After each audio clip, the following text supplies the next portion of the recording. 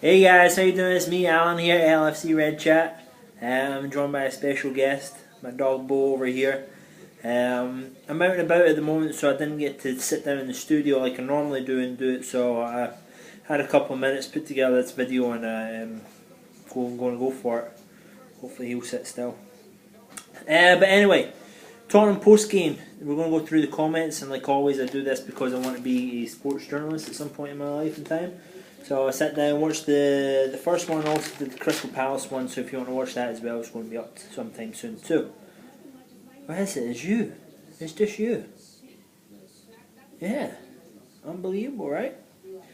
Okay, so, first question. Well, it was Colin Pascoe that was doing the interview. Apparently Brendan Rodgers, that I found out today, had to jet off for some sort of business trip straight after the game. He's somewhere in Europe.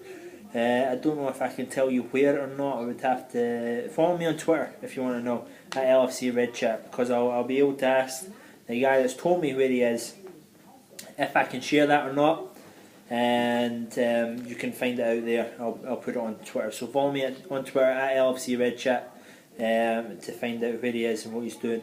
But anyway, Pascoe, he was asked about if it was a big result. Of course, very much so. Important 3 points for the team. What you'll see with Pascoe and Brendan is that I'm guessing that Brendan is very much the straight guy in the locker room, and Pascoe you can have a bit of a laugh and a joke about. So his answers are very short, to the point. He doesn't really waste much time. That's why this interview was 3 minutes long. So big result, very important, 3 points and all the rest of it. Balotelli, he was asked about Balotelli and his recent time getting into the team and everything else. He says that Balotelli works hard.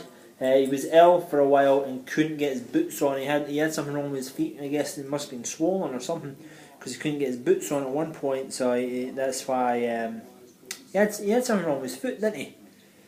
So that must have been it. It must have been so swollen that he couldn't even get his boots on. He was asked about the free kick that led to Tottenham's second goal. You know, should Balotelli have even had the goal after a third goal? You know, what about the free kick? It shouldn't have been a free kick and all the rest. It was what the report was kind of implying. Totally dodged the question. Didn't even want to get into that, talking about a referee and that. Very wise of him to do so. So he talked about Sturridge and the penalty that he did win, and he could have won it. He was unlucky not to win another penalty. And how composed Jordan Ibe was in passing it to Lallana, and Lallana squared it to Balotelli, and he's had some really good movement in the box, and he's been able to finish it, so good for him.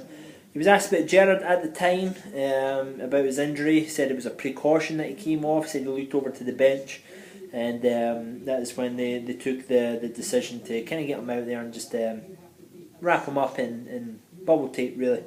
Later we found out he's probably out for 3 or 4 weeks, but we can get into that in the next press conference video as well. Balotelli not shaking hands. Pascoe said he's happy here. He's happy here. The reporter went on a little bit more. You know, do you think it was good that he didn't? Well, not good. He kind of worded it as if, you know. What do you think of him not shaking hands? Why didn't he clap the cop for being supported? Why did he walk straight off? Pascoe, weirdly enough, said he's not sure, he didn't see. If you can remember correctly, Pascoe was the one that patted him in the back of the head as he walked down the tunnel, so he obviously did see that Mario came straight off, so he's telling Porky Pie's there. But really got a bit touchy about it, and that the referee was talking, the referee that the report was talking about, and fair enough, it's no big deal that he didn't shake hands or not, so that's why he got a little bit touchy, asking if the reporter really cared about it or not. Sterling, asked about Sterling why he didn't play. He said he's injured. Knocks in the Bolton game and the Everton game really just caught up with him. The reporter, the whisperer, is back. So Colin, what's your fucking point for? You can't fucking hear him, but he talked about important 3 points. So I'm guessing he asked the same kind of question. I don't know who he is, but he whispers. He absolutely whispers at every press conference you can get. Anyway, he was then asked about FSG, you know, how John Henry was there and his wife and all the rest of it, and kind of laughed that off. I don't really know what the guy said about it, but he just laughed it off, and he then finished up talking about, you know, top 4 is very important and it's good that we're catching back up on him. Alright guys, I'm going to sit here, I'll do another video for you as well if you want to check that out. Crystal Palace, that's going to be a little bit longer because he actually did talk for 15 minutes.